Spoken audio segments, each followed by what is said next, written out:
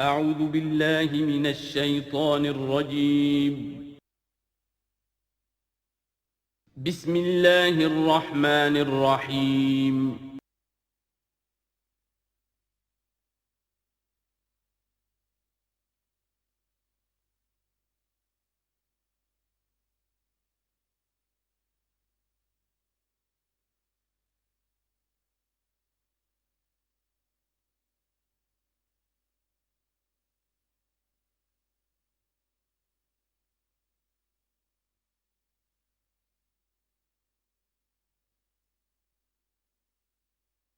اعوذ باللہ من الشیطان الرجیم بسم اللہ الرحمن الرحیم الف لام میم ذالک الکتاب لا ریب فیہ صدق اللہ العظیم۔ الف لام میم حروف مقطعات ہیں جن کے بارے میں عرض کر چکا ہوں۔ ذالک الکتاب لا ریب فیہ، یہ وہ کتاب ہے اس میں کوئی شک نہیں۔ الکتاب اس لیے کہا گیا ہے کہ قرآن مجید کی پیشین گوئیاں اور خوشخبریاں سابقہ کتابوں میں موجود تھیں، اور چونکہ اس سورہ مبارکہ میں اصل خطاب کا رخ جو ہے وہ ہے سابقہ امت مسلمہ کی طرف، تو ذالک کتاب نہیں کہا گیا، ذالک کتاب لا ریب فیہ نہیں، ذالک الکتاب یہ وہ کتاب ہے، کتاب موعود ہے جس کی پیشین گوئیاں تورات اور انجیل میں موجود تھیں۔ لا ریب فیہ، اس میں کوئی شک نہیں۔ حرف اورا ریب نئے، تبدیل نئے، یہی الفاظ آئے ہیں سورہ سجدہ کے شروع میں بھی، الف لام میم تنزیل الکتاب لا ریب فیہ رب العالمین، لا ریب فیہ من رب العالمین، فیہ ھدی للمتقین۔ فیہ دونوں طرف مل سکتا ہے، لا ریب فیہ اسے معانقہ کہتے ہیں، لا ریب فیہ پڑھیں گے تو ہدن سے شروع کر دیں گے، لا ریب پر ختم کر دیں گے تو فیہ ہدن للمتقین، یہ دونوں معنی درست ہوں گے۔ ہدن للمتقین یہ ہدایت ہے، رہنمائی ہے اہل تقویٰ میں جو بچنا چاہیں۔ تقویٰ کا اصل مفہوم سمجھ لیجئے، وقا یقی کسی کو بچانا، تقویٰ خود بچنا۔ جن لوگوں کے اندر فطرت سلیمہ ہوتی ہے ان میں اخلاقی حس موجود ہوتی ہے، وہ بری چیز سے بچنا چاہتے ہیں، بھلی کو حاصل کرنا چاہتے ہیں۔ وہ لوگ ہیں کہ جو گویا کہ اس قرآن کا اصل مخاطب ہے، وہی اس سے استفادہ کر سکیں گے۔ الذین یؤمنون بالغیب، اب ان کے کچھ اوصاف، یہ اصل میں بہت زیادہ واضح ہوتا ہے تعویل خاص کے اعتبار سے کہ دیکھ لو درخت کو اپنے پھل سے پہچانتے ہیں، اس قرآن کے پھل موجود ہیں نا، یہ ابو بکر اور عمر اور عثمان اور علی کون ہیں؟ یہ جو مہاجرین آئے ہیں چل کر، مدینے والوں دیکھو یہ کون ہیں، ان کی شخصیتیں کیا ہیں، ان کا کردار کیا ہے، ان کے اوصاف کیا ہے، یہ کس درخت کے پھل ہیں، یہ اس بینہ کے پھل ہیں، یہ اس ذکرہ کے پھل ہیں۔ بینہ رسول من اللہ یتلو صحفا مطہرۃ فیہا کتب قیمہ، یہ اس شجرہ مبارکہ کے پھل ہیں۔ دیکھ لو ان کے کیا شب و روز ہے، الذین یؤمنون بالغیب، جو غیب پر ایمان رکھتے ہیں۔ تعویل عام کے اعتبار سے اس کا بہت اہم مفہوم ہوگا، جو یہ طے کر لے کہ سوائے مادے کی دنیا کے مجھے اس سے آگے جانا ہی نہیں، unless I can verify۔ آپ کو معلوم ہے کہ میٹیریل جو حقائق ہیں وہ تو آپ ویریفائی کر سکتے ہیں، آنکھ سے دیکھ سکتے ہیں، کان سے سن سکتے ہیں، ویریفائڈ ہے۔ جو یہ سمجھ لے گا کہ اس کے بیونڈ کچھ نہیں ہے، اس کے لیے قرآن میں کوئی ہدایت نہیں۔ ہدایت قرآنی کا نقطہ آغاز یہ ہے کہ انسان یہ سمجھ لے کہ جو اصل حقیقت ہے وہ مستور ہے، نگاہوں سے چھپی ہوئی ہے۔ سامنے جو کچھ نظر آ رہا ہے، ایک انگلستان کے بہت بڑے فلسفی کی کتاب کا عنوان ہے appearance and reality, reality and appearance, Bradley کی کتاب۔ اپیئرنس جو کچھ نظر آ رہا ہے یہ حقیقت نہیں، حقیقت اس کے پیچھے ہے۔ اور کنفیوشس کا ایک جملہ ہے جو بہت بڑا حکیم اور فلسفی تھا، چین کا بہت بڑا حکیم اور فلسفی، اور ہو سکتا ہے کہ نبی ہو، واللہ عالم، ہم کہہ نہیں سکتے۔ اس کی تعلیم بڑی اخلاقی تعلیم ہے، اور اس کا جملہ سنیے، یہ یؤمنون بالغیب کی اس سے زیادہ صحیح تشریح ممکن نہیں ہے۔ There are certain things, there's nothing more real than what cannot be seen. And there's nothing more certain than what cannot be heard. وہ حقائق جو آنکھوں سے نہیں دیکھے جا سکتے اور کانوں سے نہیں سنے جا سکتے، ان سے زیادہ یقینی اور واقعی حقائق اور کوئی نہیں. There's nothing more real than what cannot be seen, and there's nothing more certain than what cannot be heard. الذین یؤمنون بالغیب ویقیمون الصلاۃ، نماز قائم کرتے ہیں، ومما رزقناہم ينفقون، اور جو کچھ ہم نے انہیں دیا ہے اس میں سے خرچ کرتے ہیں، خیر میں، بھلائی میں، نیکی میں، ابنائے نو کی حاجات کو رفع کرنے میں، لوگوں کی تکلیفیں دور کرنے میں، خود اللہ کے لیے، اللہ کی رضا جوئی کے لیے، اللہ کو قرض حسنہ دیتے ہوئے. والذین یؤمنون بما انزل الیک وما انزل من قبلک، اور وہ کہ جو ایمان رکھتے ہیں اس پر بھی جو آپ پر نازل کیا گیا ہے محمد صلی اللہ علیہ وسلم، اور اس پر بھی کہ جو آپ سے پہلے نازل کیا گیا. یہ بہت اہم الفاظ ہیں، اس لیے کہ عام طور پر آج کل ہمارے ہاں یہ خیال پھیلا ہوا ہے کہ یہ تورات اور انجیل کے پڑھنے کا کوئی فائدہ نہیں، کوئی ضرورت نہیں. کوئی ضرورت نہیں کی حد تک تو شاید بات صحیح ہو، لیکن کوئی فائدہ نہیں، یہ بالکل غلط ہے. یہ ابتدا ہے قرآن کی، اور کس قدر اہتمام کے ساتھ کہا جا رہا ہے. ایمان صرف قرآن پر نہیں، اس پر بھی کہ جو اس سے پہلے نازل کیا گیا. اور سورہ نساء کی آیت، اور سورہ نساء نازل ہوئی ہے کہیں جا کر سن 6 ہجری میں، یا ایھا الذین آمنوا آمنوا باللہ ورسولہ والکتاب الذی نزل علی رسولہ والکتاب الذی انزل من قبل.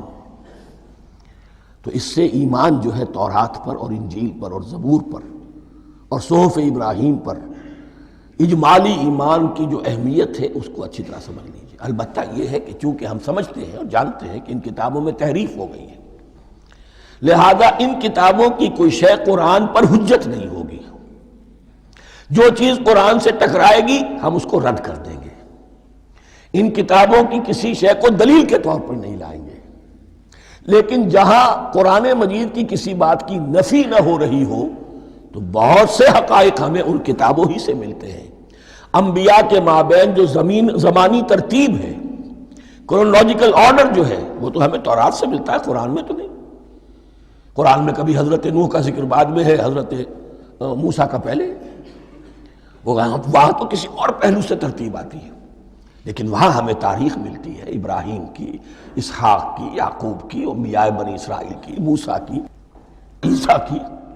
یہ ساری چیزیں، تو اس کی اہمیت جو ہے اس کو سمجھ لیجئے. والذین یؤمنون بما انزل الیک وما انزل من قبلک وبالآخرۃ ھم یوقنون، آخرت پر وہ یقین رکھتے ہیں. نوٹ کرنے والی بات کیا ہے کہ باقی سب چیزوں کے لیے لفظ ایمان آیا، آخرت کے لیے ایقان. کیوں؟ واقعہ یہ ہے کہ انسان کے عمل کے اعتبار سے سب سے زیادہ مؤثر شے ایمان بالآخرہ ہے. ایمان بالآخرہ ہے تو عمل سیدھا رہے گا کہ ہاں مجھے جواب دہی کرنی ہے، جانا ہے، اٹھنا ہے، اللہ کے حضور حاضری ہے. اگر یہ یقین ہے تو عمل صحیح ہوگا. اس میں کمی ہو گئی تو توحید جو ہے وہ بھی بس ایک عقیدہ، ایک ڈوگما بن کے رہ جائے گی. ایمان بالرسالت بھی بدعات کو جنم دے گا. عید میلاد نبی منا لیجئے، اور کچھ عشقیہ اشعار کہہ دیجئے، نعتیہ اشعار کہہ دیجئے، اللہ اللہ خیر صلی اللہ، یہ ایمان بالرسالت کے مظہر ہوں گے. عمل انسان کا درست ہوتا ہے آخرت کے یقین کے ساتھ. وَبِالْآخِرَةِ هُمْ يُوقِنُونَ، آخرت پر انہی کا یقین ہے، انہی کا یقین ہے. یہ حصر بھی ہے اس اعتبار سے کہ یہودی میں مدعی تھے کہ ہم آخرت پر یقین رکھتے ہیں، یہاں کنٹراسٹ دکھایا جا رہا ہے، آخرت پر یقین رکھنے والے یہ لوگ ہیں. اور تعویل خاص کے اعتبار سے وہ لوگ موجود ہیں تمہاری نگاہوں کے سامنے. 13 برس کی محنت کی کمائی محمد الرسول اللہ صلی اللہ علیہ وسلم کی، اس کتاب کی، یتلو علیہم آیاتہ ویزکیہم ویعلمہم الکتاب والحکمہ، اس کا جو نتیجہ ہے وہ تمہارے سامنے. اولئک علی ھدی من ربہم، یہ وہ لوگ ہیں جو اپنے رب کی طرف سے ہدایت پر ہیں. وہ ابتدائی ہدایت بھی ان کے پاس تھی اور یہ تکمیلی ہدایت بھی، قرآن پر بھی ان کا یقین پورا ہے اور محمد کا اتباع بھی وہ کر رہے ہیں۔ وَأُولَٰئِكَ هُمُ الْمُفْلِحُونَ، اور یہی وہ لوگ ہیں جو فلاح پانے والے ہیں۔ فلاح کا لفظ بھی قرآن مجید کی بڑی اہم اصطلاح ہے، منزل مراد کو پہنچ جانا، کسی باطنی حقیقت کا عیا ہو جانا۔ اسی لیے اس پر پھر گفتگو انشاءاللہ ہوگی سورہ مومنون کے شروع میں، لیکن یہ کہ فلاح پانے والے، کامیاب ہونے والے اصل میں یہی لوگ ہیں۔ تو گویا کہ تعویل خاص میں صحابہ کرام کی طرف اشارہ ہو گیا، تعویل عام میں ہر شخص کو بتا دیا گیا اگر قرآن کی ہدایت سے مستفید ہونا ہے تو یہ اوصاف اپنے اندر پیدا کرو۔ اب دوسرا گروہ، ان الذین کفروا سواء علیہم انذرتہم ام لم تنذرہم لا یؤمنون، یقیناً جن لوگوں نے کفر کیا، اور یہاں مراد کیا ہے؟ جو کفر پر اڑ گئے ہیں۔ اس کو ہم تعویل عام میں نہیں لے سکتے، اس لیے کہ اگر تو ہم اس کو عام میں لے لیں گے تو اس کے معنی تو یہ ہوں گے جس شخص نے کسی وقت کفر کیا اب وہ ہدایت پر آ ہی نہیں سکتا۔ نہیں، یہ بات نہیں ہے۔ کوئی کفر میں ہے، وہ غالطے کی بنا پر ہے، عدم توجہی کی بنا پر ہے، حق اس پر واضح نہیں ہوا ہے اس لیے ہے، تو آپ اسے سمجھائیں گے، انذار و تبشیر سے اسے فائدہ ہو جائے گا، واعظ و نصیحت سے فائدہ ہو جائے گا۔ ایک وہ ہے کہ جو حق کو سمجھ کر، پہچان کر اور پھر اڑ گئے، ضد کی وجہ سے، ہٹ دھرمی کی وجہ سے، تعصب کی وجہ سے، تکبر کی وجہ سے، حسد کی وجہ سے۔ ان الذین کفروا، ایسے لوگوں کا معاملہ کیا ہے؟ سواء علیہم انذرتہم ام لم تنذرہم لا یؤمنون، برابر ہے ان کے لیے خواہ آپ انہیں سمجھائیں خواہ نہ سمجھائیں، ڈرائیں نہ ڈرائیں، انذار فرمائیں نہ کریں، لا یؤمنون، وہ ایمان لانے والے نہیں۔ وہی بات جو میں نے کہی تھی کہ سوتے کو جگایا جا سکتا ہے، جاگتے کو کیسے جگائیں؟ ختم اللہ علی قلوبہم وعلی سمعہم وعلی ابصارہم غشاوہ، ان کے دلوں پر اللہ نے مہر کر دی ہے۔ کیوں کر دی ہے؟ یہ ابتداءً مہر نہیں ہوئی، جب حق کو پہچان کر انہوں نے رد کر دیا، اس کی پاداش میں، اس کی سزا کے طور پر۔ ختم اللہ علی قلوبہم، اللہ نے ان کے دلوں پر مہر کر دی ہے، وعلی سمعہم، اور ان کی سماعت پر بھی، وعلی ابصارہم غشاوہ، اور ان کی آنکھوں کے سامنے پردہ پڑ چکا ہے۔ یہ مضمون سورہ یاسین کے شروع میں پھر آئے گا بہت شر و بست کے ساتھ۔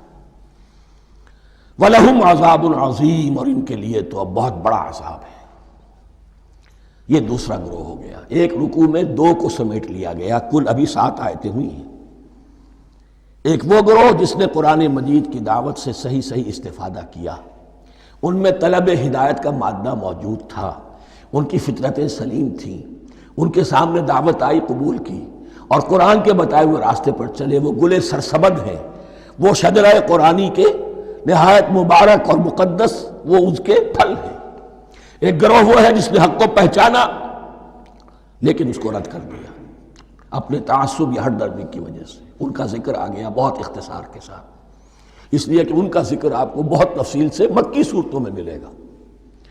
اب آیا تیسرا گروہ، وَمِنَ النَّاسِ، اور لوگوں میں کچھ ایسے بھی ہیں، مَن يَقُولُ آمَنَّا بِاللَّهِ وَبِالْيَوْمِ الْآخِرِ وَمَا هُم بِمُؤْمِنِينَ، جو کہتے تو یہ ہے کہ ہم ایمان رکھتے ہیں اللہ پر بھی اور یوم آخر پر بھی، مگر وہ حقیقت میں مومن نہیں ہے۔ یہاں ایک بات سمجھ لیجئے، اکثر و بیشتر مفسرین نے اس تیسری کیٹیگری کے بارے میں یہی رائے قائم کی ہے کہ یہ منافقین مذکور ہیں یہاں، اگرچہ لفظ منافق یا لفظ نفاق نہیں آیا یہاں، لیکن مولانا امیر احسن اصلاحی صاحب نے ایک رائے ظاہر کی ہے جو بڑی قیمتی ہے، وہ یہ کہ یہاں ایک کردار کا نقشہ کھینچ دیا گیا ہے۔ غور کرنے والے غور کر لیں، دیکھ لیں، جس پر بھی وہ چسپاں ہو جائے۔ اور بالفعل جب یہ آیات نازل ہو رہی تھیں تو دو طبقات پر یہ کردار نگاری جو ہے، یہ جو شخصیت کا ہیولہ کھینچا جا رہا ہے، وہ دو کے اوپر راست آ رہا تھا۔ ایک علماء یہود، وہ بھی کہتے تھے کہ ٹھیک ہے محمد جو کہہ رہے ہیں ہم بھی اللہ کو مانتے ہیں، آخرت کو بھی مانتے ہیں، اسی لیے یہاں رسالت کا ذکر نہیں ہے۔ بھئی ہم محمد ہی کو نہیں مانتے نا صلی اللہ علیہ وسلم، باقی اگر 1.25 لاکھ نبی آئے ہیں تو باقی 1.25 لاکھ کو تو ہم مانتے ہیں۔ ایک محمد کو نہیں مانا، ایک عیسیٰ کو نہیں مانا، بس۔ تو ہمیں بھی مانا جانا چاہیے کہ ہم بھی مسلمان ہیں۔ ایک یہ ان کی رائے ہے، اور واقعہ یہ ہے کہ یہاں اس طریقے کا تذکرہ ہو رہا ہے کہ جس سے ان کا کردار بھی جھلک رہا ہے، روح سخن ان کی طرف جا رہا ہے۔ مجھے یاد ہے اپنی 10ویں جماعت کے زمانے میں دہلی میں نے دیکھا تھا کہ ناٹ سرکس، وہاں کا ایک بڑی مارکیٹ ہوتی تھی، تو جوتے کی ایک دکان پہ ایک بہت بڑا جوتا لٹکایا ہوا تھا، بہت بڑا، اور لکھا تھا free to home it fits, جس کے پاؤں میں یہ ٹھیک ٹھیک آ جائے وہ لے جائے اس کو۔ تو یہ free to home it fits ہے، ایک کردار ہے۔ اب یہ کردار جس کے اوپر بھی فٹ بیٹھ جائے، ان میں یقیناً زیادہ تو غلبہ یہی ہے جو مفسرین کی رائے ہے، منافقین کا معاملہ جو ہو رہا ہے، لیکن یہ کردار بعین نہیں فٹ بیٹھ رہا ہے یہود کے علماء پر۔ اور یہ بھی نوٹ کر لیجئے کہ جو مدینہ منورہ میں نفاق کا جو پودا پروان چڑھا ہے، بلکہ پودا نہیں کہنا چاہیے، جھاڑ جھکاڑ جو پروان چڑھا ہے، وہ یہودیوں کے زیر اثر، جیسے جنگل کے اندر بڑے بڑے درخت بھی ہوتے ہیں اور اندر جو ہے نیچے جھاڑیاں بھی ہوتی ہیں، تو یہ نفاق کا جھاڑ جھکاڑ جو ہے وہ یہودی علماء کا جو پودا تھا، اور بہت بڑا تھا، اس میں کوئی شک نہیں، اس کے سائے میں پروان چڑھا ہے۔ ان دونوں میں معنوی ربط بھی ہے۔ وَمِنَ النَّاسِ مَن يَقُولُ آمَنَّا بِاللَّهِ وَبِالْيَوْمِ الْآخِرِ وَمَا هُم بِمُؤْمِنِينَ، اور لوگوں میں سے کچھ ایسے بھی ہیں جو کہتے تو یہ ہے کہ ہم ایمان رکھتے ہیں اللہ پر اور یوم آخر پر، لیکن وہ مومن نہیں ہیں۔ يُخَادِعُونَ اللَّهَ وَالَّذِينَ آمَنُوا وَمَا يَخْدَعُونَ إِلَّا أَنفُسَهُمْ، وہ دھوکہ دینے کی کوشش کر رہے ہیں اللہ کو اور اہل ایمان کو۔ دیکھیں یخادعون جو ہے یہ باب مفعلہ ہے، باب مفعلہ میں کشمکش ہوتی ہے، کشاکش ہوتی ہے، لہذا ترجمہ میں نے کیا کوشش کر رہے ہیں۔ وما یخدعون الا انفسهم، یہ ثلاثی مجرد میں آ گیا، اور نہیں دھوکہ دے رہے مگر صرف اپنے آپ کو۔ یہ یقینی ہے اپنے آپ کو تو دھوکہ دے رہے ہو، لیکن یہ کہ اللہ اور اس کے رسول کو اور اللہ اور اہل ایمان کو دھوکہ نہیں دے سکتے۔ سورہ نساء کی آیت نمبر 142 میں یہ کھل کر منافقین کے بارے میں یہی الفاظ آئے ہیں، ان المنافقین یخادعون اللہ وہو خادعہم، یقیناً منافقین جو ہے وہ اللہ کو دھوکہ دینے کی کوشش کر رہے ہیں اور اللہ انہیں دھوکہ دے رہا ہے۔ وما یشعرون، انہیں اس کا شعور نہیں ہے۔ یہ بہت اچھی طرح نوٹ کر لیجئے، منافقین کی بھی اکثریت وہ تھی جنہیں اپنے نفاق کا شعور نہیں تھا، وہ اپنے تئیں سمجھتے تھے اپنے آپ کو مسلمان، وہ کہتے تھے یہ بے وقوف لوگ ہیں، محمد رسول اللہ کے بارے میں کہتے تھے یہ خام خواہ جو ہے انہوں نے لڑائی بھڑائی مول لے لی ہے اہل مکہ کے ساتھ، کیا ضرورت ہے، امن کے ساتھ جو ہے بات کرنی چاہیے۔ وہ سمجھتے تھے کہ ہم خیر خواہ ہیں، ہم بھلی بات کہہ رہے ہیں، یہ بے وقوف لوگ ہیں، دیکھتے نہیں کہ کس سے ٹکرا رہے ہیں، ہاتھ میں اسلحہ نہیں ہے اور لڑائی کے لیے جا رہے ہیں، تو بے وقوف تو یہ ہے۔ لیکن وہ سمجھتے تھے کہ ہم تو بڑے مخلص ہیں، ہم مصلح ہیں، تو ما یشعرون بہت ضروری ہے۔ بعض لوگ منافق ایسے بھی تھے کہ جو اسلام میں داخل ہی ہوتے تھے دھوکہ دینے کی خاطر، اور ان پہ پہلے دن سے واضح ہوتا تھا کہ ہم مسلمان نہیں ہیں، ہم نے اسلام کا لبادہ اوڑھا ہے صرف دھوکے کے لیے۔ اس کا ایک ذکر سورہ آل عمران میں آئے گا، لیکن اکثر و بیشتر منافقین دوسری طرح کے تھے جنہیں اپنے نفاق کا شعور حاصل نہیں تھا۔ فی قلوبہم مرض، ان کے دلوں میں ایک روگ ہے، بیماری ہے۔ یہ روگ اور بیماری کیا ہے؟ ایک لفظ میں اس کو تعبیر کیا جائے، کردار کی کمزوری، ویکنس آف کیریکٹر۔ ایک شخص وہ ہوتا ہے کہ جو سمجھتا ہے یہ حق ہے، ہر سے بعد آباد، اب جو ہو سو ہو۔ ایک حق کو حق پہچان کر رد کر دیتا ہے، وہ کافر ہو گیا۔ ایک حق کو حق پہچان کر آیا تو صحیح، لیکن ویکنس آف کیریکٹر کی وجہ سے قوت ارادی کمزور ہے، آخرت بھی چاہتے ہیں، دنیا کو بھی ہاتھ سے دینے کو تیار نہیں، یہاں کا بھی کوئی نقصان نہ ہو اور آخرت کا بھی سارا بھلا میں مل جائے۔ یہ وہ لوگ ہیں در حقیقت کہ اس کو کہا روگ۔ فی قلوبہم مرض فزادہم اللہ مرضا، تو اللہ نے ان کے مرض میں اضافہ کر دیا۔ یہ اللہ کی سنت ہے، آپ حق پر چلنا چاہیں حق کا راستہ آپ کے لیے آسان کر دے گا، آپ برائی کی طرف جانا چاہیں بڑی سے بڑی برائی آپ کے لیے ہلکی ہوتی چلی جائے گی، کوئی خاص بات ہی نہیں، چلو یہ بھی کر گزرو، جب یہ کر لیا تو یہ بھی کر گزرو۔ اور اگر آپ بین بین لٹکنا چاہیں تو اللہ اسی پہ چھوڑ دیتا ہے۔ ٹھیک ہے، آپ سمجھتے ہیں ہم کامیاب ہو رہے ہیں، ہم نے مسلمانوں کو بھی دھوکہ دے لیا، وہ ہمیں مسلمان سمجھتے ہیں، اور یہودیوں کو بھی دھوکہ دے لیا، وہ سمجھتے ہیں کہ ہم ان کے ساتھی ہیں، تو سمجھا کامیاب ہو رہے ہیں، حقیقت میں کامیابی نہیں۔ فی قلوبہم مرض فزادہم اللہ مرضا ولہم عذاب علیم بما کانوا یکذبون، اور ان کے لیے تو دردناک عذاب ہے۔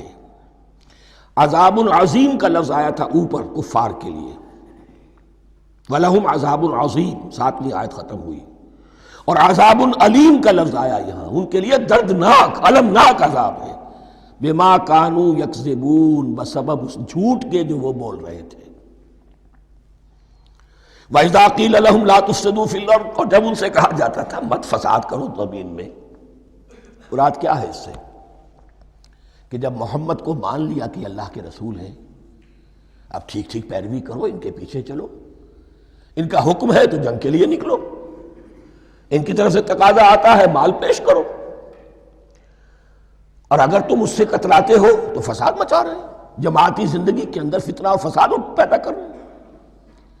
وَإِذَا قِيلَ لَهُمْ لَا تُفْسِدُوا فِي الْأَرْضِ قَالُوا إِنَّمَا نَحْنُ مُصْلِحُونَ، وہ کہتے تھے نہیں ہم تو صلح کرانے والے ہیں، اصلاح کرنے والے ہیں، ہم چاہتے ہیں لڑنا بھیڑنا کوئی اچھی بات نہیں ہے، ٹکراؤ تصادم یہ کوئی اچھے کام تھوڑا ہی ہے، بس ٹھنڈے ٹھنڈے دعوت دیتے رہو، جو چاہے قبول کر لے جو چاہے رد کر دے، خام خواہ یہ ٹکرانا اور یہ جنگ کرنا اور اللہ کے دین کو غالب کرنے کے لیے یہ قربانی دو اور یہ مصیبت جھیلو اور یہ مشقت برداشت کرو اور یہ چیز چھوڑو اور یہ ترک کرو، یہ کاہے کے لیے؟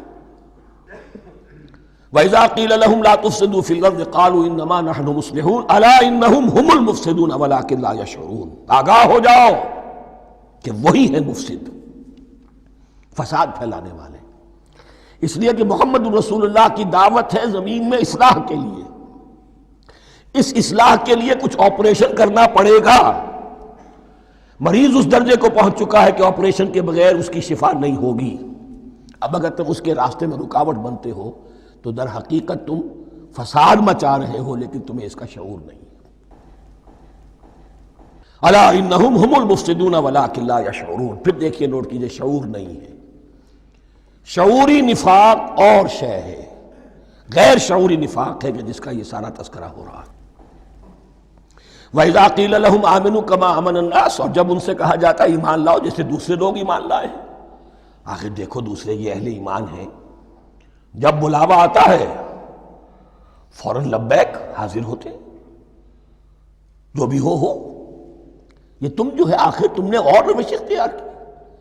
وَإِذَا قِيلَ لَهُمْ آمِنُوا كَمَا آمَنَ النَّاسُ قَالُوا أَنُؤْمِنُ كَمَا آمَنَ السُّفَهَاءُ، وہ کہتے ہیں کہ کیا ہم ایمان لائے جیسے یہ بے وقوف لوگ ایمان لائے،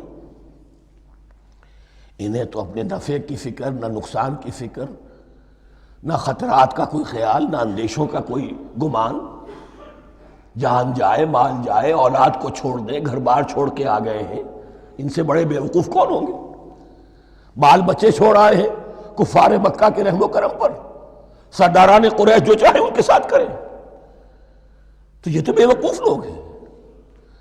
آج کل آپ کہتے ہیں ایسے ہی لوگوں کو فینیٹکس ہیں، یہ فینیٹکس ہیں، دیکھ بھال کر چلنا چاہیے، دائیں بائیں دیکھ کر چلنا چاہیے، نفع نقصان کا خیال کر کے چلنا چاہیے، چاہے حق ہے ٹھیک ہے، لیکن بہرحال اپنی مصلحتوں کو بھی اور اپنی اہل و عیال کی مصلحتوں کو بھی دیکھنا چاہیے۔ یہ لوگ تو معلوم ہوتا ہے کہ بالکل دیوانے ہو گئے، فینیٹکس ہو گئے۔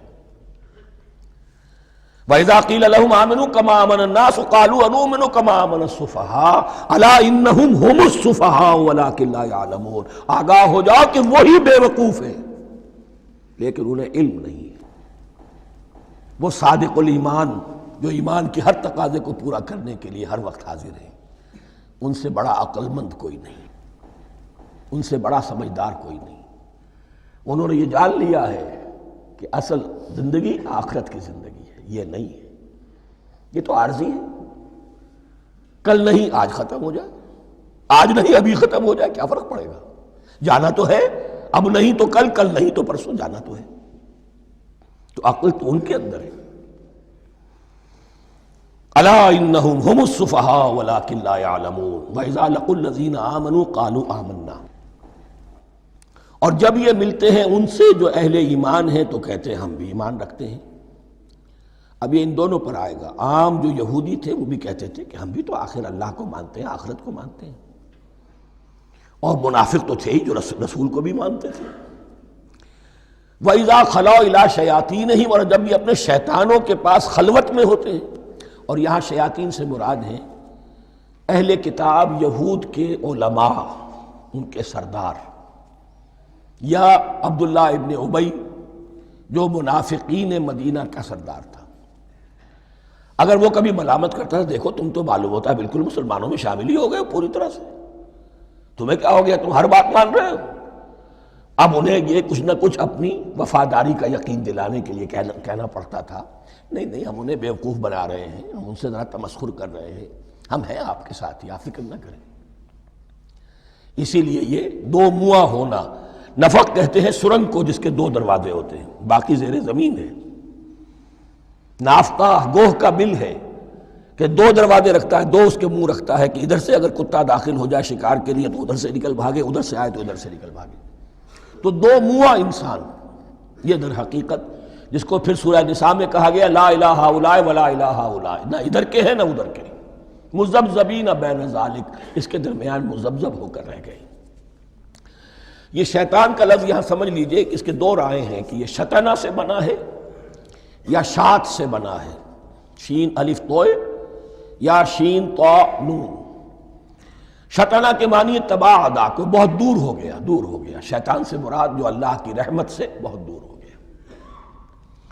اور شاتا یشیتو کے معنی ہے احترق غضبا وحسدا، کوئی شخص غصے اور حسد کے اندر جل رہا ہو، وہ شاتا یشیتو ہے۔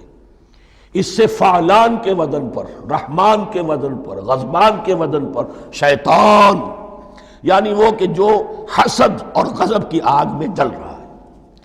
تو یہ ایک تو شیطان وہ ہے کہ جو جنات میں سے ہے، جس کا نام عزازیل تھا پہلے، اب ہم اسے ابلیس کے نام سے جانتے ہیں، وہ ایک شیطان ہے، جنی ہے۔ پھر یہ کہ جو بھی اس کے پیروکار ہیں دنیا میں انسانوں میں سے ہوں یا جنات میں سے ہوں، وہ بھی شیاطین ہیں۔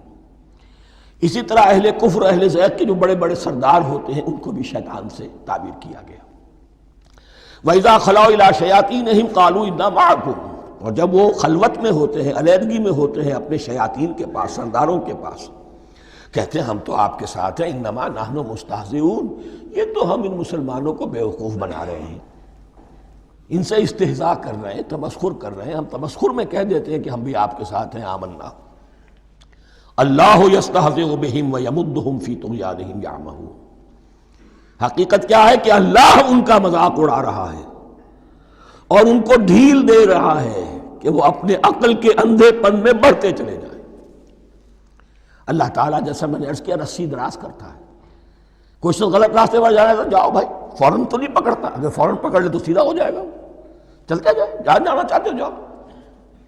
تو ان کو بھی رسی دراز کر رہا ہے اللہ، لیکن یہ کہ اللہ یستہزئ بہم، یہ سمجھتے ہیں کہ مسلمانوں کا مذاق اڑا رہے ہیں، اصل میں مذاق ان کا اڑ رہا ہے اللہ کے نزدیک۔ وَيَمُدُّهُمْ فِي طُغْيَانِهِمْ يَعْمَهُونَ، اب یہاں ذرا نوٹ کر لیجئے، یہ دو لفظ آئیں گے، عین میم اور ہا، امہ ہے کے ساتھ، ایک ہے عین میم اور یا، امج، تو عین اور میم تو مشترک ہے یا آخر میں فرق ہوگا، عین میم اور ہا ہوگا، اس کے معنی عقل کا اندھا، دل کا اندھا، آنکھیں تو ہے لیکن دل کا اندھا ہے، عقل کا اندھا ہے۔ اور عین میم یا جو آنکھوں کا اندھا ہو، عمیٌ اندھے، اعمیٰ اندھا۔ تو یہاں فرمایا انا معکم انما نحن مستہزئون، اللہ یستہزئ بہم ویمدہم فی طغیانہم یعمہون، اللہ ان کو اس جو ان کی عقل کے اندھے پن میں جو یہ بڑھتے چلے جا رہے ہیں، اللہ بھی ان کی رسی دراز کر رہا ہے تاکہ یہ جہاں تک جانا چاہتے چلے جائیں۔ اولئک الذین اشتروا الضلالۃ بالہدی، یہ وہ لوگ ہیں کہ جنہوں نے ہدایت کے عوض گمراہی خرید لی ہے۔ دیکھیے بڑا پیارا انداز ہے یہ، ایک شخص کے سامنے دونوں آپشنز تھے، ایک نے گمراہی کو چھوڑا، ہدایت لے لی، چاہے قیمت دینی پڑی، تکلیفیں اٹھانی پڑی، آزمائشوں میں سے گزرنا پڑا، قربانیاں دینی پڑی، ہدایت لی۔ اور ایک شخص نے ہدایت دے کر گمراہی لے لی ہے، آسانی تو ہو گئی، فوری تکلیف سے تو بچ گئے، لا الہ الا اللہ ولا الہ الا اللہ، دونوں طرف سے اپنے آپ کو بچا لیا۔ لیکن حقیقت میں سب سے زیادہ گھاٹے کا سودا یہی ہے، اولئک الذین اشتروا الضلالۃ بالہدی، ہدایت دے کر اور ضلالت خرید لی ہے، فما ربحت تجارتہم، تو ان کی تجارت ان کے حق میں ہرگز مفید نہیں ہوئی۔ اب یہاں بھی دیکھیے، را با اور ہے ہا، ربحا، اس کے معنی نفع، صحیح نفع، جائز نفع۔ را با اور وا، ربا، وہ سود، وہ بھی اضافہ ہے، وہ بھی بڑھوتری ہے، لیکن وہ حرام ہے۔ ایک ہے تجارت کے اندر جو نفع ہو جائے وہ ربح ہے، را با اور ہا یہ نفع ہے جو جائز نفع ہے۔ را با اور وا، ربا، یہ کیا ہے؟ یہ سود ہے، یہ حرام ہے۔ را اور با مشترک ہے، آگے ہا، آگے اور با، اس کا فرق ہے۔ فما ربحت تجارتہم وما کانوا مہتدین، ان کی تجارت ان کے حق میں ہرگز مفید نہیں ہوئی اور نہیں ہے اب یہ ہدایت پانے والے۔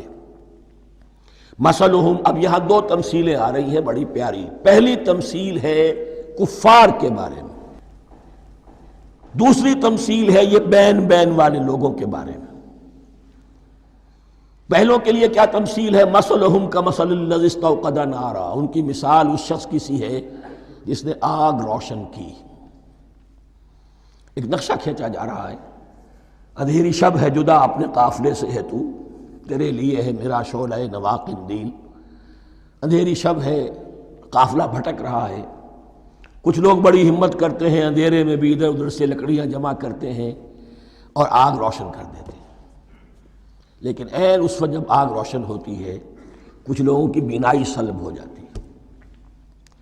پہلے وہ اندھیرے میں اس لیے تھے کہ روشنی نہیں تھی، اب وہ اندھیرے کے اندھیرے میں رہ گئے کہ روشنی تو خارج میں آ گئی، اپنی اندر کی روشنی گل ہو گئی، بصارت سلب ہو گئی۔ یہ مثال ہے ان کفار کی کہ حضور کی آمد سے پہلے سب بھٹک رہے تھے، کوئی حقیقت واضح نہیں تھی، قافلہ انسانیت بھٹک رہا تھا اندھیری شب میں۔ محمد الرسول اللہ آئے، انہوں نے آگ روشن کر دی، اب راستہ کھل گیا، ہدایت واضح ہو گئی۔ لیکن کچھ ضد یا تعصب یا تکبر یا حسد کی بنیاد پر کچھ لوگوں کی اندر کی بینائی زائل ہو گئی، تو وہ تو ویسے کے ویسے بھٹک رہے ہیں، جیسے پہلے اندھیرے میں تھے ویسے ہی اب اندھیرے میں ہیں۔ روشنی میں آنے والے تو وہ ہیں، دیکھ لو جن کا ذکر سب سے پہلے ہوا ہے۔ مثلہم کمثل الذی استوقد نارا، اس شخص کی سی ہے کہ جس نے آگ روشن کی۔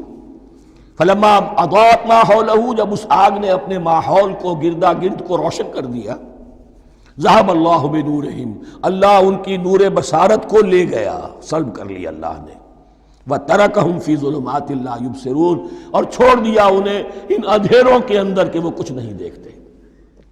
صم بکم عمی فہم لا یرجعون، اسم کہتے ہیں بہرے کو، سم جمع ہے اس کی، سمن۔ اب کمو کہتے ہیں گونگے کو، بکمن اس کی جمع ہے۔ آما کہتے ہیں اندھے کو، عمیٌ اس کی جمع ہے۔ یہ بہرے ہیں، گونگے ہیں، اندھے ہیں، فہم لا یرجعون، اب یہ لوٹنے والے نہیں۔ یہ کون ہے؟ ابو جہل ہے، ابو لہب ہے، ولید بن مغیرہ ہے، عقبہ ابن ابی معیط ہے، یہ سب کے سب ابھی زندہ ہیں جب یہ آیات نازل ہو رہی ہیں۔ ابھی تو غزوہ بدر ہوگا سن 2 ہجری میں، اور اس میں یہ سب جو ہیں واصل جہنم ہوں گے، ابھی تک تو ہے نا۔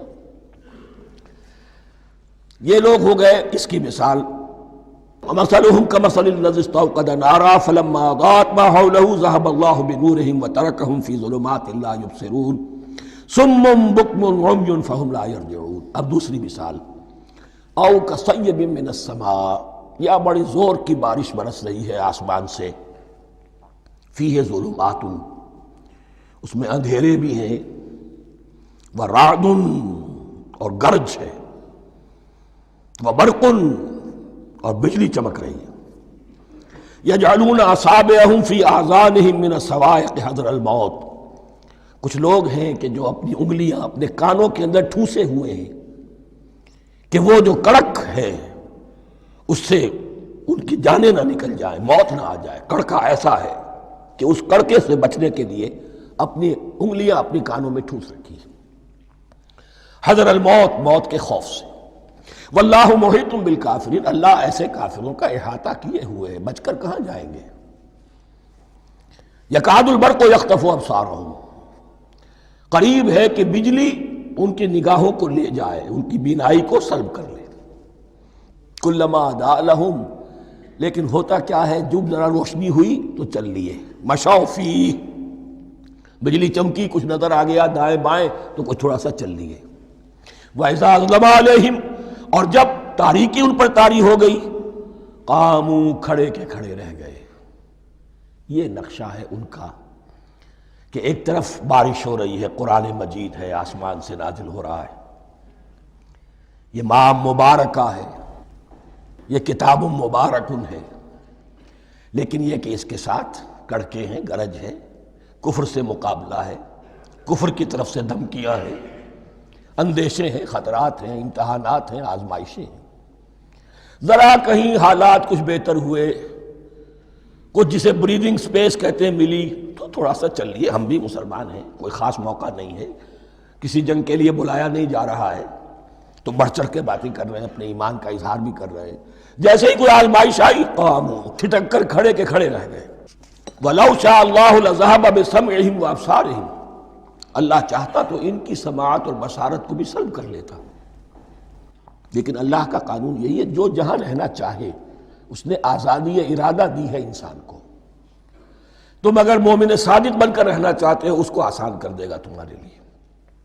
تم نے اپنے تعصب کی وجہ سے، اپنے تکبر کی وجہ سے کفر کا راستہ اختیار کیا، اللہ اسی کو کھول دے گا۔ تم بیچ میں لٹکنا چاہتے ہو، لٹکتے رہو، اللہ تعالیٰ جو ہے جبراً کسی کو نہ حق پہ لائے گا، نہ جبراً کسی کو باطل پر لے کر جائے گا۔ اس لیے کہ جبر اگر ہو تو پھر امتحان کا معاملہ ختم، پھر جزا و سزا بیکار ہے، غیر منطقی ہے، غیر معقول ہے۔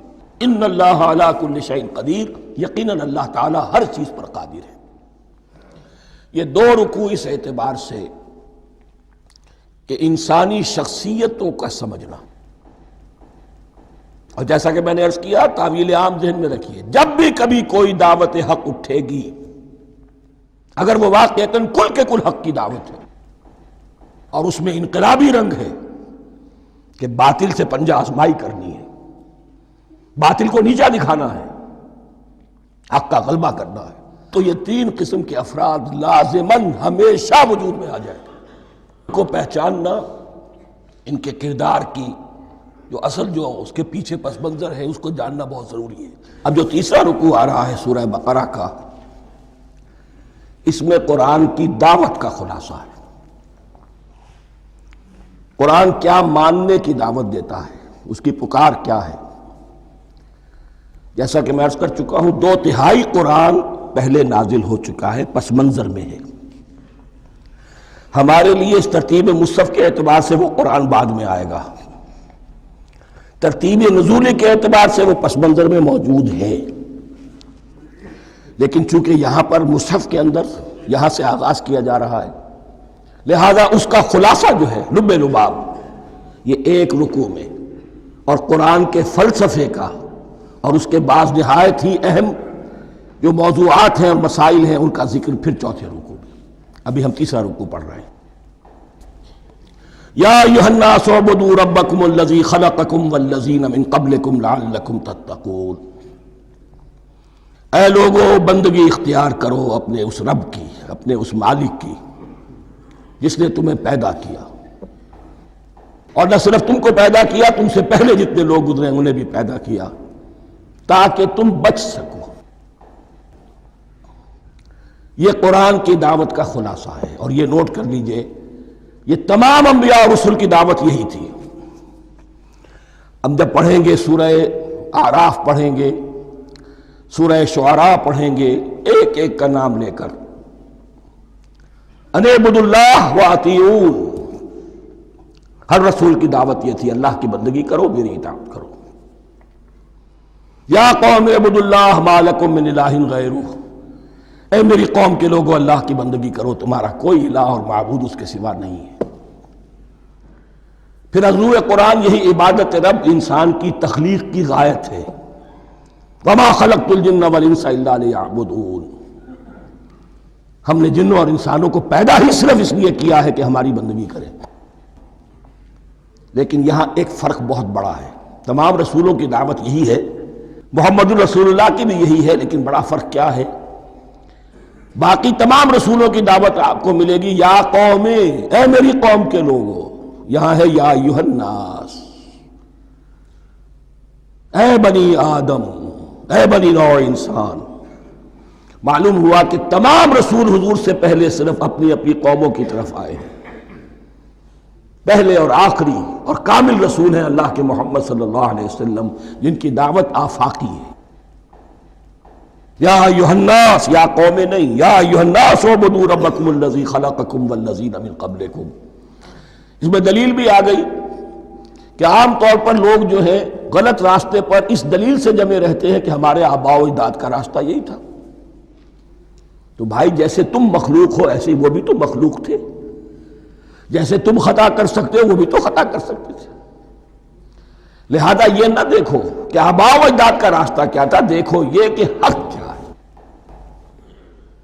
لعلکم تتقون، تاکہ تم بچ جاؤ، دنیا میں افراط و تفریط کے دھکوں سے بچ جاؤ گے، آخرت میں اللہ کے عذاب سے بچ جاؤ گے۔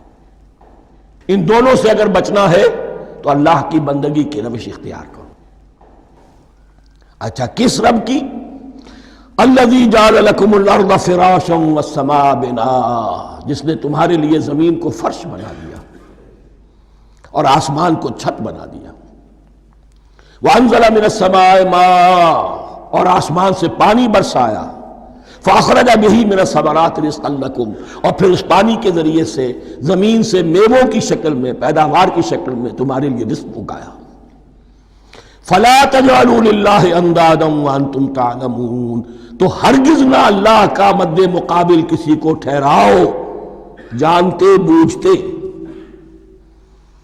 وانتم تعلمون کا ایک مطلب یہ بھی ہے کہ تم بھی مانتے ہو کہ اس کائنات کا خالق اللہ کے سوا کوئی نہیں۔ اہل عرب بھی مانتے تھے، جو ان کے دیوی دیوتا تھے وہ سمجھتے تھے کہ یہ اللہ کے اوتار ہیں، یا اللہ کے ہاں بہت یہ پسندیدہ ہیں، اللہ کے محبوب ہیں، اس کے اولیاء ہیں، اس کی بیٹیاں ہیں، لہذا یہ شفاعت کریں گے تو ہمارا بیڑا پار ہو جائے گا۔ ورنہ خالق وہ مانتے تھے اللہ ایک ہی ہے۔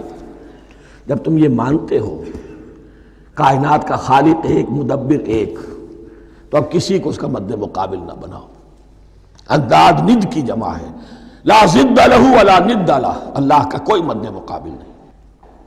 اس میں یہاں تک بات ہے کہ حضور اس درجے، اس توحید کی باریکیوں تک پہنچا کر گئے ہیں اس امت کو کہ کسی صحابی نے ایسے ہی کہہ دیا ما شاء اللہ و ما شئت، جو اللہ چاہے اور جو آپ چاہیں۔ حضور نے فوراً ٹوک دیا اجعلتنی للہ ندا، کیا تو نے مجھے اللہ کا مد مقابل بنا دیا ہے؟ اس کائنات میں مشیت صرف ایک کی چلتی ہے، کسی اور کی مشیت اس کی مشیت کے تابع پوری ہو جائے ہو جائے، لیکن مشیت مطلقہ صرف اس کی ہے۔ یہاں تک کہ حضور سے فرمایا گیا کہ اے نبی آپ کے لیے یہ ممکن نہیں ہے جسے چاہے ہدایت دے دیں، انک لا تہدی من احببت ولکن اللہ یہدی من یشاء۔ اگر یہ اختیار میں ہوتا تو ابو طالب دنیا سے بغیر ایمان لائے نہ جاتے۔ فلا تجعلوا للہ اندادا وانتم تعلمون۔ اب ان دو آیتوں میں تو یوں سمجھیے توحید نظری بھی اور توحید عملی بھی۔ توحید عملی کیا ہے؟ بندگی صرف اسی کی ہو۔ اب آیا ہے رسالت کا معاملہ، وَإِن كُنتُمْ فِي رَيْبٍ مِّمَّا نَزَّلْنَا عَلَىٰ عَبْدِنَا، اگر تمہیں رسالت محمدی پر شک ہے صلی اللہ علیہ وسلم، اس کے کیا معنی ہے؟ کہ تمہیں اس قرآن کے بارے میں شک ہے جو ہم نے اپنے بندے پر نازل کیا ہے۔ اگر ہے شک فی الواقع، وَإِن كُنتُمْ فِي رَيْبٍ، اگر تمہیں واقعتاً شک ہے مما نزلنا علی عبدنا، اس پر جو ہم نے اپنے بندے پر نازل فرمایا ہے، فاتو بسورۃ من مثلہ، تو لے آؤ اس جیسی ایک ہی صورت۔ یہ ہم کل پوری تفصیل سے دیکھ چکے ہیں کہ برسبیل تنزل یہاں پہنچے ہیں، پہلے 2 آیتیں میں نے آپ کو سنائی تھی، اس میں پورے قرآن کی مثال لانے کا چیلنج کیا گیا. پھر ایک آیت سنائی جس میں 10 صورتیں ہی لے آؤ. اب آخری درجے میں ایک صورت ہی بنا لاؤ، اور ایک صورت تو سورۃ العصر کے مساوی بھی ہو سکتی تھی، سورۃ الکوثر کے مساوی بھی ہو سکتی تھی. وَادْعُوا شُهَدَاءَكُم مِّن دُونِ اللَّهِ إِن كُنتُمْ صَادِقِينَ، اور بلا لو اپنے سارے مددگاروں کو اللہ کے سوا، جن ہوں انس ہوں. اس لیے کہ قریش کا خیال یہ تھا کہ جو شعراء ہوتے ہیں ان کے پاس جن ہوتے ہیں، وہ جن انہیں سکھاتے ہیں، ورنہ عام آدمی تو یہ شعر نہیں کہہ سکتا. تو تمہارا اگر کوئی گمان ہے کوئی جنات سکھانے والے ہیں، کوئی انسان ہے، خطیب ہے، شعراء ہے، ادیب، سب کو جمع کر. ان کنتم صادقین. اب یہ ہے بہت ہی، جس کو میں نے کل کہا تھا، آپ کو یاد ہوگا، قرآن کا انداز کیا ہوتا ہے کہ وہ اپنے اندر جھانکنے کی دعوت دیتا ہے. یہ گویا کہ آنکھوں میں آنکھیں ڈال کر یہ کہا جا رہا ہے کہ حقیقت میں تمہیں کوئی شک نہیں ہے، یہ تم بات بنا رہے ہو صرف. اگر واقعتاً شک ہے تو آؤ میدان میں. حقیقت یہ ہے کہ تمہیں شک نہیں ہے. اگر تم سچے ہو فاتو بصورت من مثلہ، تو اس جیسی ایک ہی صورت بنا لاؤ. فَإِن لَمْ تَفْعَلُوا، اب ذرا انداز دیکھیے تحدی کا اور چیلنج کا. پھر اگر تم یہ نہ کر پاؤ، وَلَن تَفْعَلُوا، اور ہرگز نہیں کر سکو گے. یہ چیلنج کون دے سکتا ہے؟ اللہ کے سوا کوئی نہیں دے سکتا. یہ انداز کسی کتاب کا نہیں ہے. ذَلِكَ الْكِتَابُ لَا رَيْبَ فِيهِ، یہ کسی کا نہیں ہے. فَإِن لَمْ تَفْعَلُوا وَلَن تَفْعَلُوا، پھر اگر تم نہ کر پاؤ اور تم ہرگز نہیں کر پاؤ گے، فَاتَّقُوا النَّارَ الَّتِي وَقُودُهَا النَّاسُ وَالْحِجَارَةُ، تو ڈرو اس آگ سے جس کا ایندھن بنیں گے انسان اور پتھر. اعدت للکافرین، کافروں کے لیے تیار کر لی گئی ہے، بھڑکا دی گئی ہے. پتھروں کا ذکر خاص طور پر کیوں ہے؟ 2 اس کے امکانات ہیں. آپ کو معلوم ہے کہ وہ جو پتھر کا کوئلہ ہوتا ہے اس کی آگ بڑی سخت ہوتی تھی. عام جو ہمارا یہ لکڑی کا کوئلہ ہوتا ہے اس کے مقابلے میں. اور دوسرے یہ بھی کہ چونکہ انہوں نے جو معبود تراش رکھے تھے وہ پتھر کے ہوتے تھے، تمہارے ساتھ ہی تمہارے ان معبودوں کو بھی جھونکا جائے گا اور وہ بھی جلیں گے، تاکہ تمہاری حسرت کے اندر اضافہ ہو. ان سے ہم دعائیں مانگا کرتے تھے، ان کے سامنے ماتھے ٹیکتے تھے، ان کے سامنے ڈنڈوت کرتے تھے، ان کو چڑھاوے چڑھاتے تھے. اب یہاں گویا کہ ایمان باللہ، توحید، ایمان بالرسالت اور ایمان بالآخرت. فَاتَّقُوا النَّارَ الَّتِي وَقُودُهَا النَّاسُ وَالْحِجَارَةُ اُعِدَّتْ لِلْكَافِرِينَ وَبَشِّرِ الَّذِينَ آمَنُوا وَعَمِلُوا الصَّالِحَاتِ، اور بشارت دے دیجئے اے نبی ان لوگوں کو کہ جو ایمان لائے اور جنہوں نے نیک عمل کیے. أَنَّ لَهُمْ جَنَّاتٍ تَجْرِي مِن تَحْتِهَا الْأَنْهَارُ، کہ ان کے لیے وہ باغات ہیں کہ جن کے دامن میں ندیاں بہتی ہوں گی. لفظی ترجمہ ہوگا جن کے نیچے ندیاں بہتی ہوں گی. مراد اس سے کیا ہے؟ عام فطری باغ وہ ہوتے تھے کہ جس میں ذرا اونچائی پر جو ہے درخت لگے ہوئے ہیں اور دامن میں ندی بہ رہی ہے، تو اس سے خود بخود جو ہے وہ اریگیشن، نیچرل اریگیشن ہو رہی ہے، درختوں کے جڑوں تک پانی پہنچ رہا ہے. بہرحال ترجمہ آپ لفظی کریں، ان کے نیچے ندیاں بہتی ہوں گی یا یہ کہ جن کے دامن میں ندیاں بہتی ہوں گی. کلما رزقوا منہا من ثمرۃ رزقا، جب بھی کبھی انہیں دیا جائے گا کوئی پھل رزق کے طور پر کھانے کے لیے جنت میں، قالوا ھذا الذی رزقنا من قبل، وہ کہیں گے یہ تو وہی شے ہے جو ہمیں پہلے بھی ملتی تھی. اس کا ایک مفہوم یہ ہے، یہ جو نزل ہے، ابتدائی جو ہے دعوت ہے، ابتدائی ضیافت جو ہوگی اس میں وہی چیزیں کہ جو معروف ہے، جانی پہچانی ہے. یہ رمان، یہ دیکھیے یہ انار آ رہا ہے خوبصورت، یہ انگور ہے خوبصورت، یہ نخیل ہے، یہ نخل ہے، یہ رطب ہے، لیکن ذائقے کے کوئی نسبت و تناسب بھی نہیں ہوگا. وہ کہیں گے یہ وہی شے ہے جو ہمیں پہلے ملتی تھی. وَأُتُوا بِهِ مُتَشَابِهًا، مشابہ تو ہوگی وہ، لیکن ان کے ذائقے میں زمین و آسمان کا فرق ہوگا. اور ایک یہ بھی مفہوم لیا گیا کہ آخرت میں جنت میں بھی وہی میوے ملتے رہیں گے، لیکن ان کا ذائقہ بدلتا رہے گا. شکل وہ ہوگی لیکن ذائقہ وہی رہے گا کہ جس سے انسان کی پھر طبیعت بھر جاتی ہے ایک ہی شے کو کھاتے ہوئے. وَلَهُمْ فِيهَا أَزْوَاجٌ مُطَهَّرَةٌ، اور ان کے لیے ہوں گے اس میں بہت ہی پاک باز، نہایت پاک کی ہوئی بیویاں ہوں گی. ازواج مطہرۃ وہم فیہا خالدون، اور اس میں رہیں گے ہمیشہ ہمیش۔ یہ تو تین جو اصول ہیں دین کے دعوت ایمان، توحید اور رسالت اور معاد، ایمان باللہ، ایمان بالرسول، ایمان بالآخرہ۔ اب ذرا کچھ ضمنی مسائل ہیں کہ جو بعض کفار کی طرف سے، بعض معتزلین کی طرف سے پیش ہوتے تھے، وہ کبھی بھی اس چیلنج کا مقابلہ تو نہ کر سکے، میدان میں تو نہ آ سکے۔ یہ بالکل ایسی بات ہے جیسے کسی مصور کی تصویر پر اعتراض کرنے والے تو بہت تھے۔ جب کہا گیا کہ ذرا یہ لیجیے قلم، اس کو ٹھیک کر دیجیے، یہ برش آپ کے ہاتھ میں دیتا ہوں، اب سب پیچھے ہٹ گئے۔ تو کوئی صورت قرآن کے مقابلے میں لانا وہ تو ان کے لیے ممکن نہیں تھی، لیکن ادھر ادھر سے اعتراضات کرنے کے لیے جو زبانیں کھلتی تھی ان میں سے ایک اعتراض نقل کیا جا رہا ہے۔ وہ یہ تھا کہ وہ کہتے تھے کہ قرآن مجید میں مکھی کی تشبیہ آئی ہے، یہ تو بڑی حقیر سی شے ہے، اعلیٰ کلام ہو اور اعلیٰ متکلم ہو وہ ایسی حقیر چیزوں کا تذکرہ نہیں کرتا۔ بیت العنکبوت مکڑی کا بھی ذکر ہے قرآن میں، اتنی حقیر شے کا، یہ کوئی اعلیٰ کلام نہیں۔ اس کا جواب دیا جا رہا ہے کہ اصل میں کہیں تشبیہ بیان کرنی ہے، تمثیل بیان کرنی ہے، تو دیکھنا یہ کہ جس شے کے لیے تشبیہ دی جا رہی ہے اس کی مناسبت والی شے ہو۔ شے کوئی بہت حقیر ہے تو کسی عظمت والی شے سے آخر کیسے تشبیہ دی جائے گی؟ وہ تو کسی حقیر شے سے ہی تشبیہ دی جائے گی تو جو اصل مقصد ہے تشبیہ کا وہ پورا ہوگا۔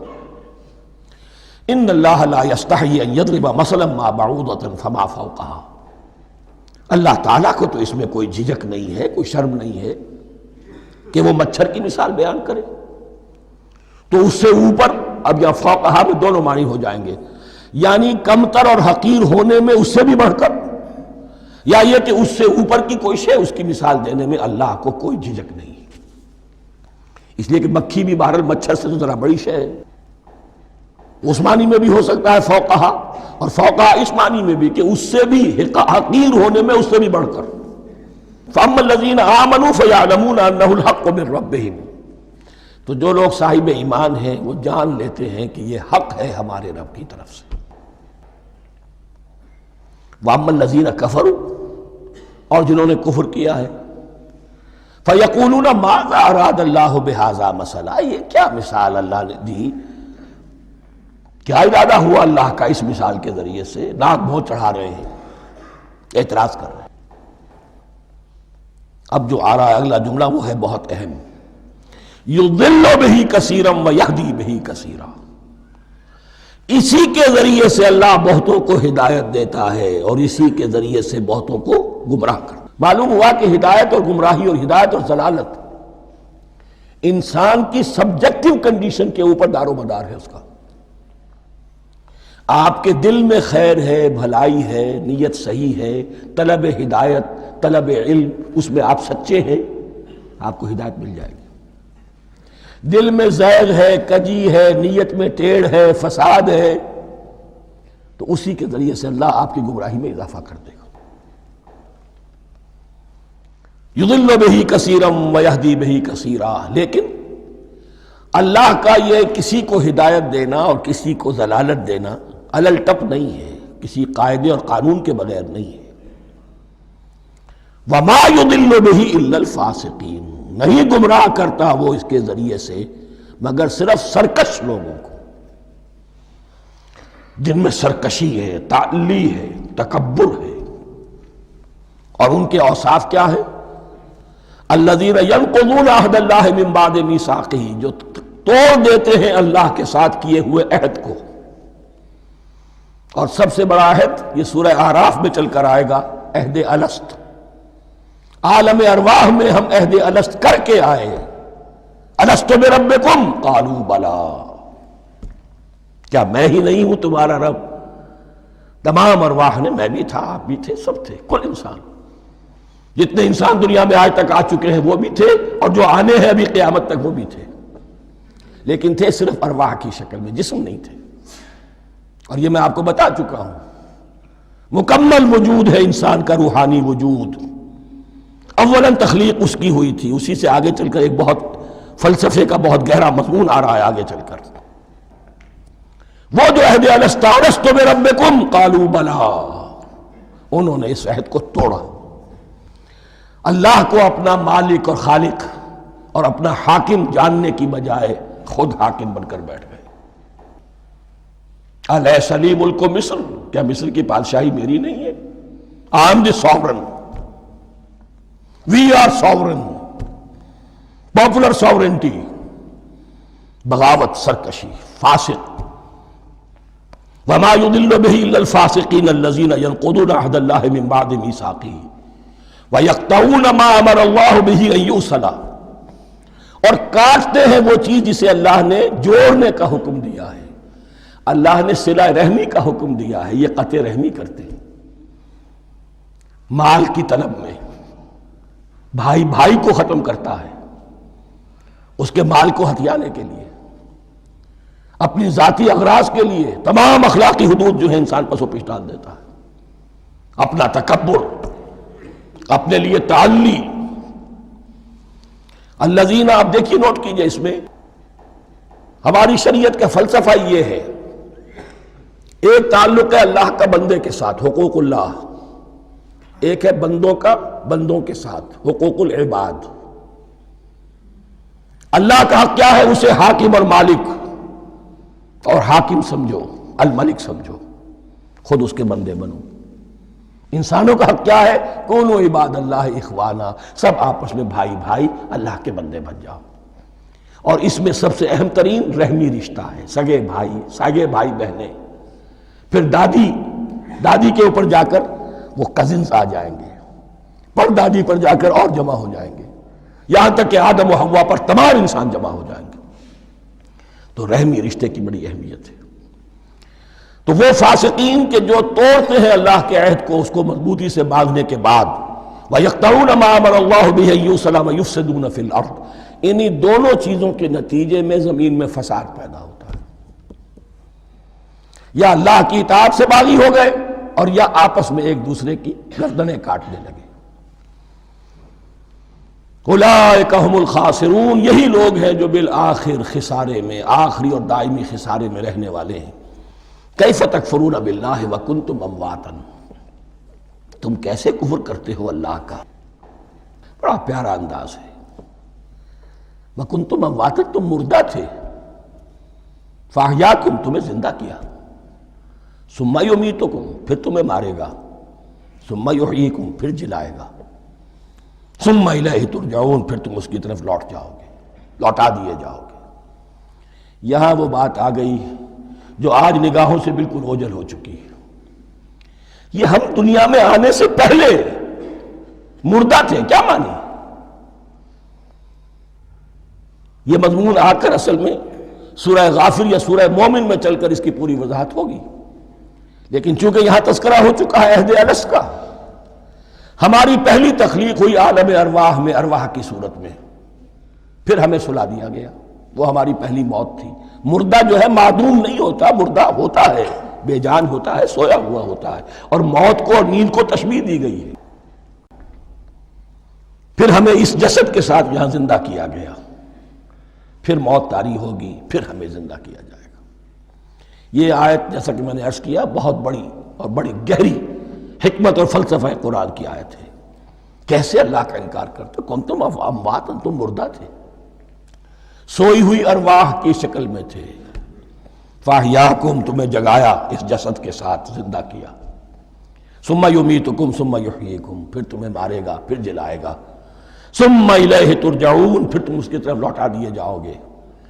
اور اب اس کے بعد جو آخری آیت ہے، هو الذی خلق لکم ما فی الارض جمیعا، اس نے تمہارے لیے بنایا ہے جو کچھ بھی زمین میں ہے۔